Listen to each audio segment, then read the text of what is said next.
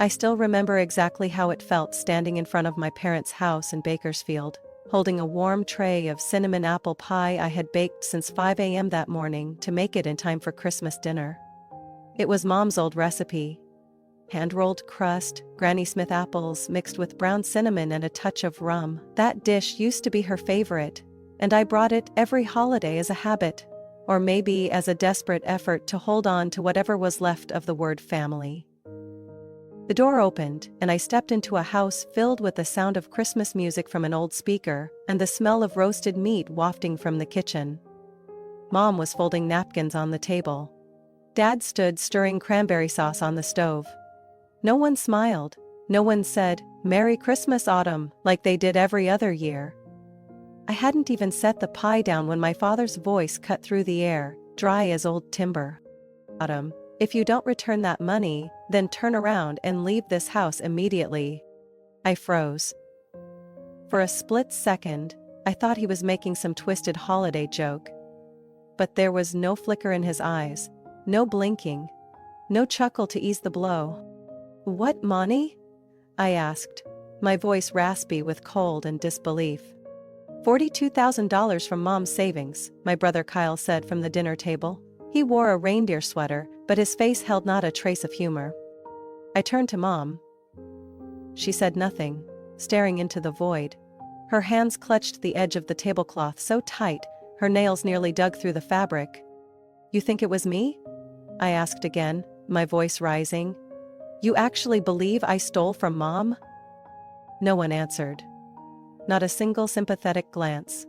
Not one word of defense. Even Rachel, my sister, who once cried in my arms during her divorce, sat silent, eyes fixed on her soup like a statue.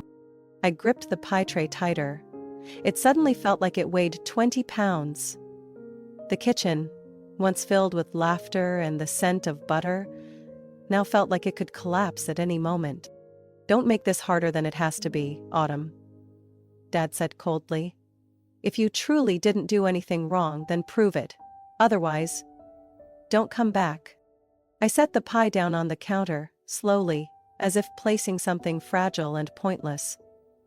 The tray made a dull metallic sound against the granite. Sharp, final. "I didn't take a cent from Mom," I said. "But thanks for showing me where I stand in this family." I turned around and walked to the door, my hands still freezing inside my leather gloves. No one followed. No one asked if I was okay. No one called my name. As I stepped outside, snow began to fall. I walked across the frozen driveway, each step pressing deeper into the realization that I no longer belonged in that house. At least not in their eyes. When I got into my car, turned the key and sat behind the wheel, my father's words echoed inside my head. "Return the money, or don't ever come back." I didn't cry. I didn't scream. I didn't slam the steering wheel like they do in the movies. I just started the engine, pulled my coat tight, and drove toward the highway. Leaving behind the house I used to call home, I pulled into the parking lot of a late-night cafe in Fresno, where a faded neon light cast streaks across my windshield as if trying to read my face. Drizzle mixed with snow clung to the side mirrors, and my hands trembled slightly as I turned off the engine.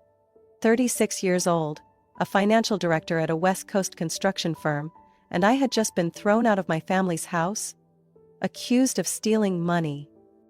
Inside, I ordered a double espresso. The purple-hailed cashier didn't ask why I collapsed into a corner seat, gripping the warm paper cup like a lifeline. Thankfully, she didn't say, "Merry Christmas." I had no idea how I would have reacted. The strangest part wasn't the accusation itself. It was how nobody said anything. Rachel, the same person who clung to me for 2 hours after her miscarriage last year, wouldn't look me in the eye. Mom, the one I wired $1,200 to help cover her medical bills back in April, hadn't opened her mouth.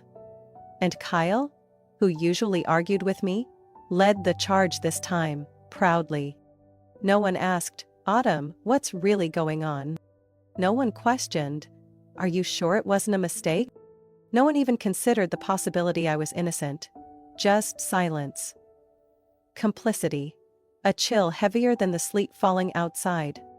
I leaned my head against the wall, trying to remember the last time I truly felt like I belonged in that family.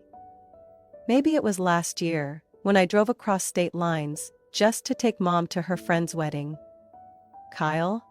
3 years ago, I co-signed a short-term advance for him, $8,000, after he got fired from a startup for budget mismanagement. Rachel once stayed in my apartment for nearly 7 months, post-divorce. I never asked for anything back. Yet here they were, all on the same side against me. I scrolled through my phone, rereading a missed call from Dad 2 days earlier. That might have been the first sign. I had refused to send Kyle money for a new car, saying, 3 times is enough. Dad's reply? You don't know how to share. I thought he was just frustrated. I didn't realize it was a warning shot. A new message lit up the screen. Rachel, you need to understand that Mom's very hurt. Maybe you didn't mean to, but you let things get out of control. It'd be better if you cleared this up before it gets worse. I clenched the phone tighter. No, how are you? No trace of doubt in my innocence. Every word read like a verdict already passed. The only way to fix it now was to confess. The espresso had gone cold. I stood, left the cafe, and felt the wind whip through my coat collar like it was reminding me, no one's waiting for you. Back at my small apartment near the marina, neighbors' Christmas lights still twinkled despite the icy air. I didn't turn the lights on. I just stood there, staring at the artificial tree still packed away since early December. I had planned to decorate it with Mom and Rachel today. I had even prepared the silver ribbon, red bulbs, and the glass star we used to top the tree with when we were kids. Instead, I sat alone and opened my laptop. I tried logging into Mom's bank account, the one I had helped her set up, though I hadn't touched it since. Access denied. The account security settings had been changed 3 weeks earlier. I opened another window. My company email, not for work, but for a file I never thought I'd need personally. Signs of financial manipulation within a household. It was a training document I once wrote for new interns. Now, every line pointed directly at what was happening to me. I picked up a pen and wrote a single sentence on a blank sheet of paper. If they've all agreed in silence, I'll break it with the truth. That night, I didn't sleep. I made a list. Who had account access, the timeline of security changes, every time Kyle asked for money, every time Rachel borrowed my credit card, and every message or email I could cross-reference her. I stayed awake until 3 a.m., lying still in the dark. Not because of the caffeine, but because the memories kept coming, like waves breaking over and over. Not loud, not violent, just steady, cold, and enough to shatter everything I once thought was solid. Maybe it didn't start at the Christmas dinner. Not when Dad told me to return the money or leave. It had started long before. I just didn't want to see it. When I got hired at Carson and Hill, Mom said, "Happy for you, but don't let your job make you forget to settle down."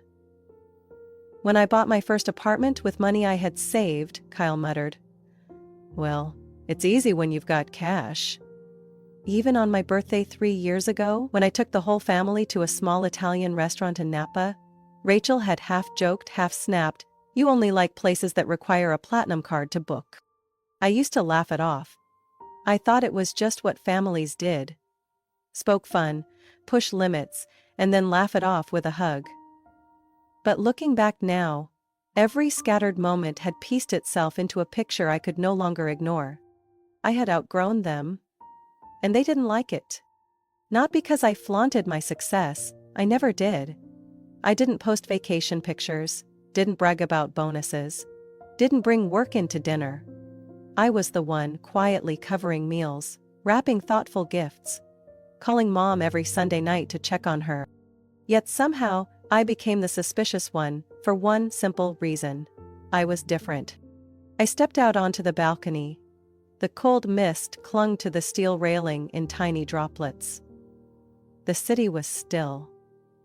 Streetlights cast a dull amber over sleepy rooftops. I took a deep breath, trying to shake the tightness in my chest. I remembered when Kyle lost his job.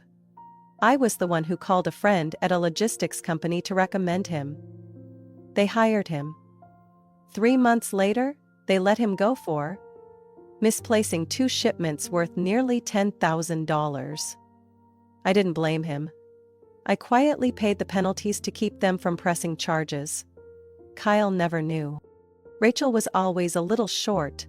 A bit of tuition for her interior design class, a bit of security deposit for her new place, a bit of prenatal expenses. I never said no.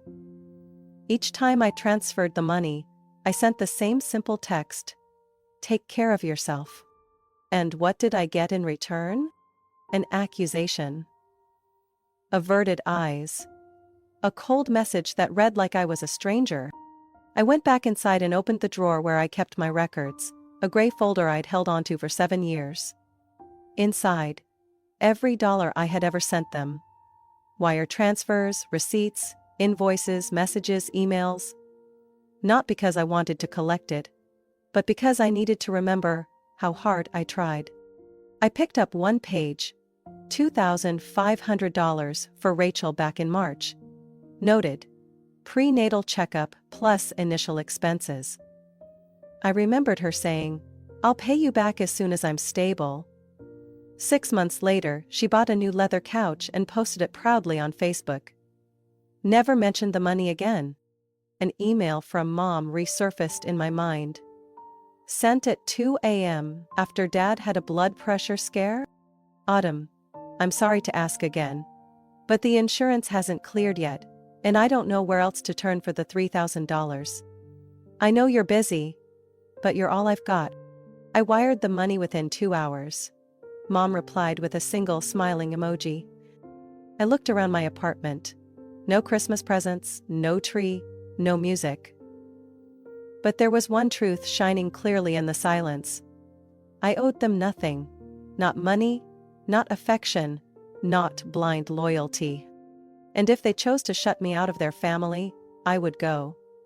But I would take the truth with me. I opened my laptop, logged into the remote access monitoring tool our firm had been testing. I entered my parents' home address, narrowed the timeline to when the withdrawals happened, and requested a full trace of all device access logs. The next morning, I arrived at the office earlier than usual. The coffee machine in the company kitchen hadn't even finished brewing, but I didn't have time to wait. I needed the servers. I needed access to internal systems. And more than anything, I needed to start investigating, not as a daughter who'd been rejected by her family, but as a professional who knew how to uncover financial truth. I sat at my desk and logged into Carson & Hill's risk analysis platform.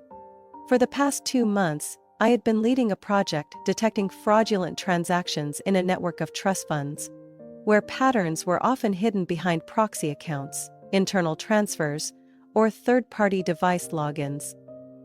Ironically, the same techniques now mirrored what was happening with my mother's savings account. I began with a simple query: any unusual activity recorded from my parents' home IP address, spanning from November 10th through Christmas Eve. The data downloaded in minutes. What I saw made my skin crawl. 3 logins to Mom's savings account on November 13th, 18th, and 21st, all came from a new device, a Samsung Galaxy Tab using the Chrome browser, not the old iPad I had originally helped her set up. The IP address matched the home Wi-Fi. But the device registration? It was tied to a Gmail account, Kyle Finance 89. I froze, heart pounding. That email address had come up nearly a year ago, when Kyle tried to pitch investors on a personal budget app he never managed to build. I remembered because I was the one who told him to stop pitching without a working MVP. I kept digging. 3 separate transactions, each withdrawal between $14,000 and $15,000. Just under the federal threshold for mandatory reporting. This wasn't a mistake. It was calculated. Following the login history, I found a password change confirmation from the bank, dated November 12th, sent to an email I had never seen linked to Mom's account. rachel.mainstudio@gmail.com. I clenched the mouse. Rachel had used that same address to open an Etsy shop last year. She had once proudly told me she was about to launch a canvas art store. Now that email was set as the recovery contact for Mom's bank account. I straightened up and opened another window, this time accessing our user identity mapping tool, which linked devices to physical locations based on IP logs. The results sent a chill down my spine. 4 login sessions traced. 2 from the upstairs bedroom, Kyle's room, and 2 from the basement studio Rachel had converted into a workspace. All occurred during hours when Mom was away at medical appointments. I knew that, because I was the one who drove her. They hadn't just taken the money, they had waited, coordinated, and used my own acts of care as the perfect cover. I pulled up Google Photos, locating a picture I had taken the day I took Mom to the clinic. She was seated beside me in the car, holding a bottle of water and her worn Bible. The photo had GPS coordinates, exactly 10 miles from the house. The timestamp read, 8:30 a.m. November. I noted everything, compiled it into a file I titled, Chrono, the Redemption Dossier. Not to threaten, not to retaliate, but to make sure that when I faced them again, the truth would be undeniable, impossible to twist or ignore.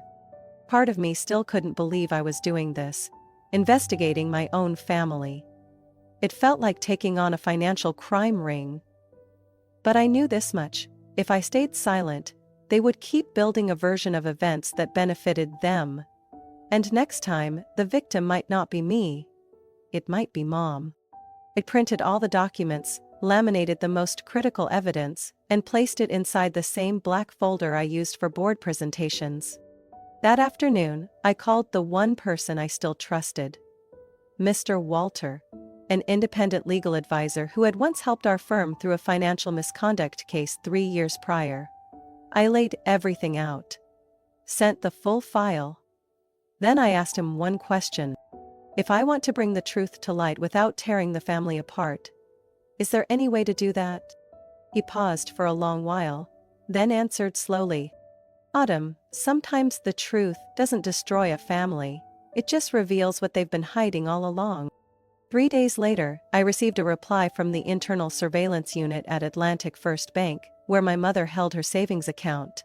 I had submitted a request as her authorized financial advisor, supported by the document she had signed earlier that year. Attached were 3 video files from the Fresno West branch's security cameras, along with a certified transaction report. I sat alone in a small meeting room on the 16th floor, white light glowing across the screen as the first video began to play. November 13th. A woman in a beanie, dark sunglasses, and a surgical mask entered the branch at 11:47 a.m.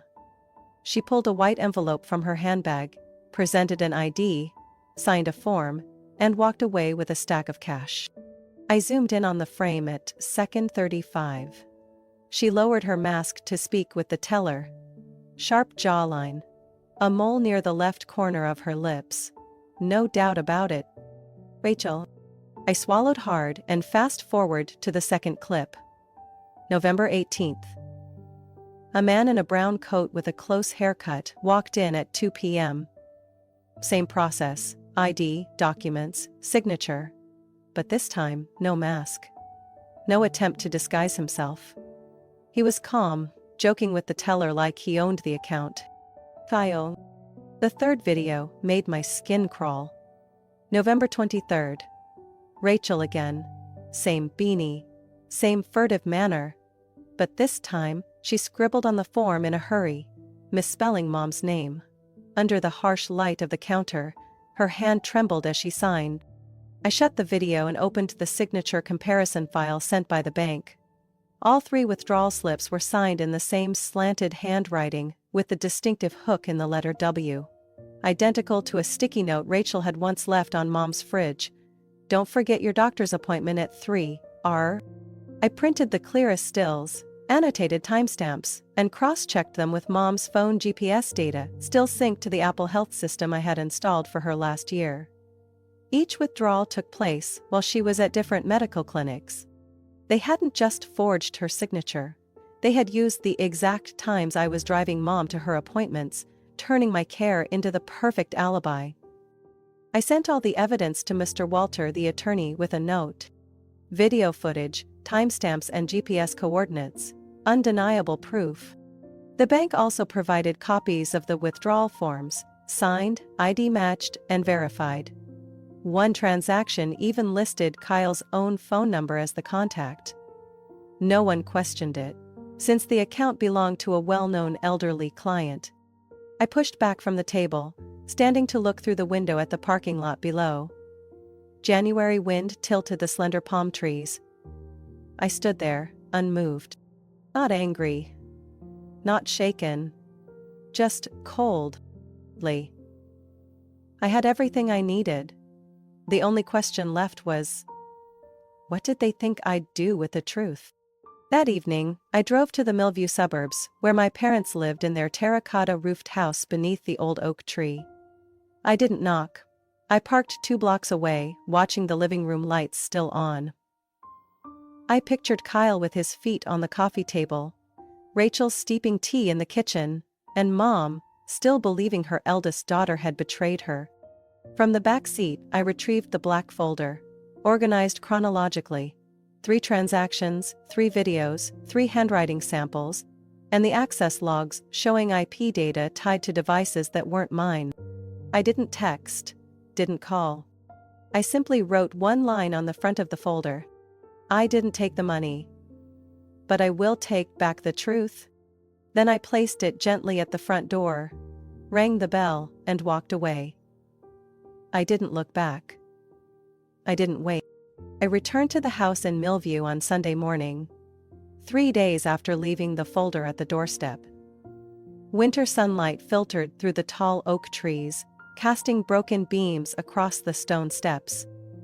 I used to walk up those steps feeling like a daughter coming home. But today, every footstep was a quiet declaration.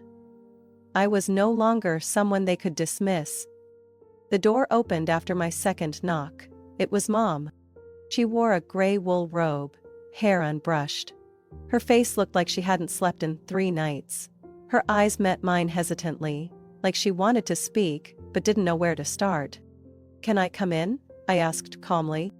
He stepped aside without a word. Kyle was on the sofa, legs propped up on the coffee table, phone in hand.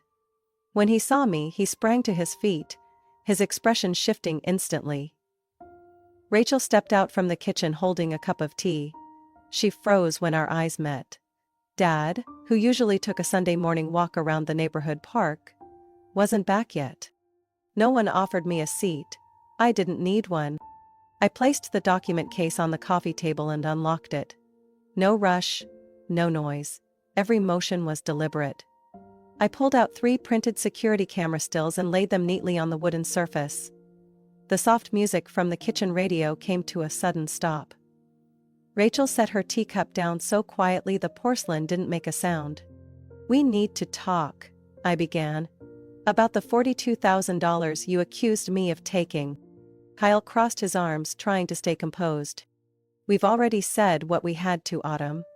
No one wanted this, but all the evidence pointed to you." "Did it?" I said with a soft laugh. "Here's Rachel at Atlantic First on November 13th. Here's Kyle on the 18th. And the third time, Rachel again on the 21st. I have the full videos, if you'd like to watch them." Rachel started to protest, but I raised my hand. I didn't need excuses. The withdrawal forms were all signed. I sent them to the law office for verification. They matched the handwriting to a note you left on Mom's fridge last month, Rachel. As for the recovery email and phone number, both were registered from this house's IP address, on a device labeled Kyle's tablet. Mom stood frozen, clutching the hem of her robe. "And Mom," I turned to her, my tone softer, "do you remember the day I took you to Valley Medical?"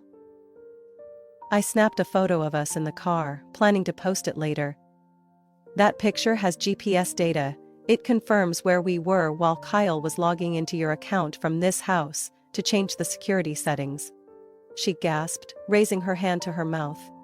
I sat across from all three, resting my hand lightly on the folder. Way? I asked, not raising my voice.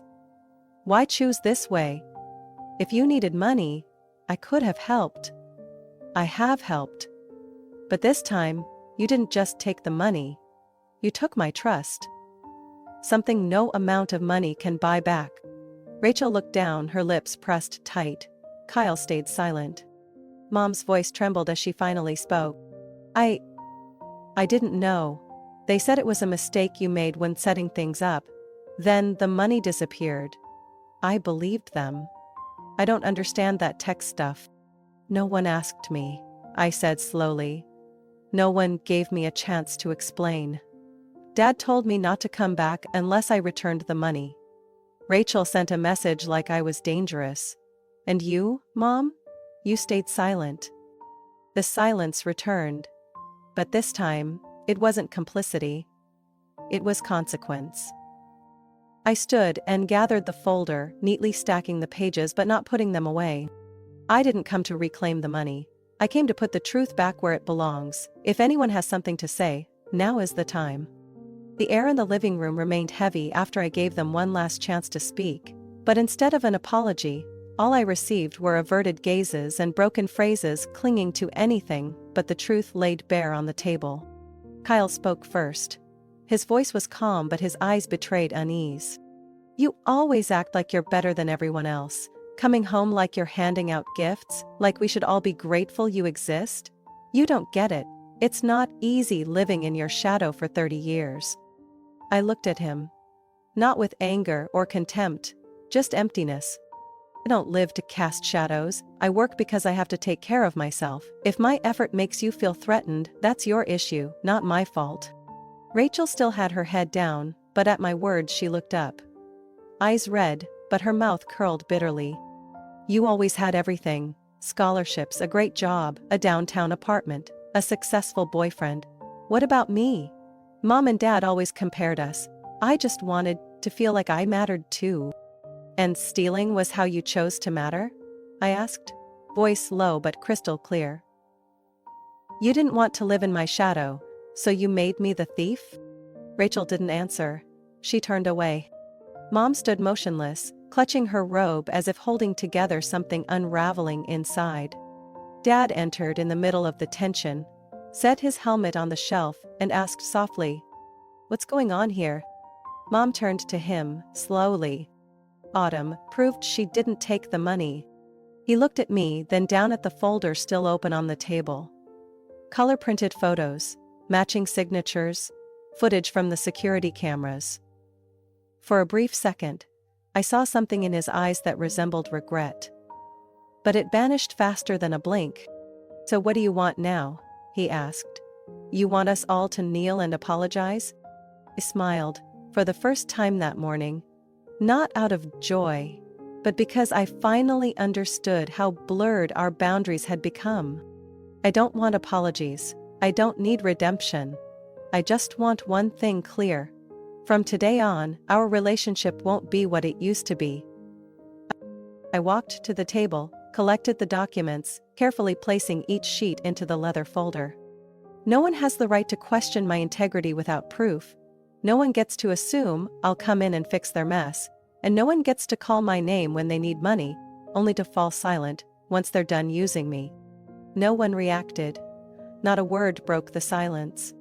I looked at Mom, my voice softer but steady. You can call me if you need someone to listen, not if you just need a walking wallet. I'll answer. But if you stayed silent when they blamed me without asking a single question, then I'll stay silent too. I turned to Kyle and Rachel.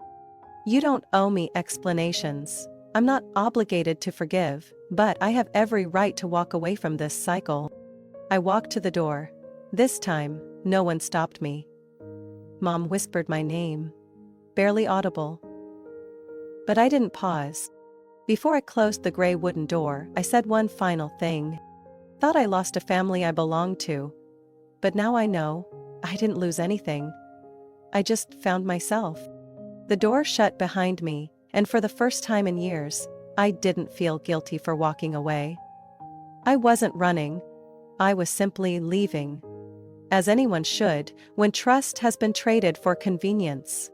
2 months after the final confrontation with my family, I stood on a small platform inside the community room at the Bakersfield Public Library. In front of me were about 10 people, mostly older women, a few silver-haired men, and a young woman sitting beside her grandmother. On the whiteboard behind me, written in bold marker, "Understand to protect your personal finances." I was no longer the Autumn who used to drive 3 hours home every holiday, hoping to be called the proud daughter. I no longer checked my phone on Sundays to see if Mom had messaged. I no longer kept Kyle or Rachel's numbers in my contacts. Now, I kept them exactly where they chose to be. I had started a small group called Guardian Ledger, where I hosted free workshops on managing personal finances, avoiding banking scams, and protecting digital accounts, especially for older adults. The skills my family once mocked as out of touch had now become a shield for dozens of people against manipulation. At the first session, 76-year-old Ruth shared that her nephew nearly convinced her to transfer over $6,000 into an untraceable digital wallet, claiming he was helping her switch to online banking. She trembled recalling it, but laughed by the time I showed her how to enable two-factor authentication. That's when I realized my strength didn't come from revenge. It came from turning what I knew into protection for others.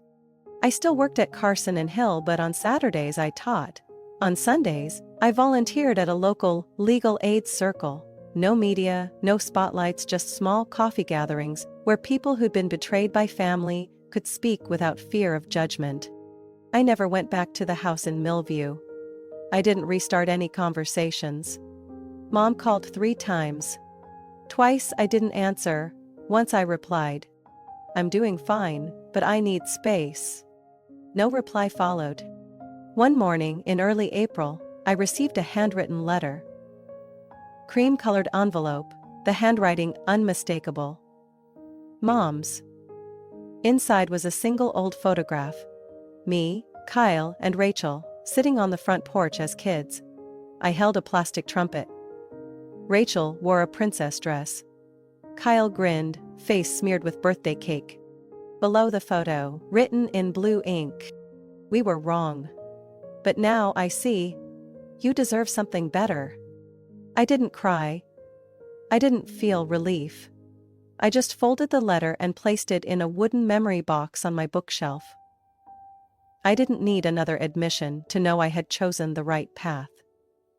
I had let go, not out of weakness, but because I deserved a life where I didn't have to clear my name in my own family. One Saturday afternoon after class, Ruth took my hand and said, "I wish you were my daughter." I gently squeezed her hand and smiled. I can't replace anyone, but I can turn pain into something good. As I left the library, spring sunlight stretched long across the sidewalk.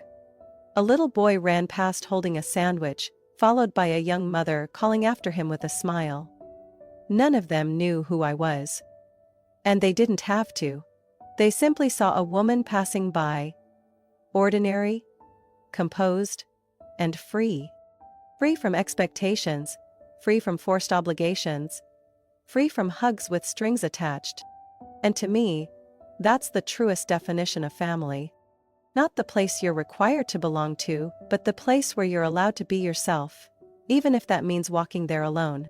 Autumn's story is a powerful reminder that sometimes the people we love most can hurt us the deepest.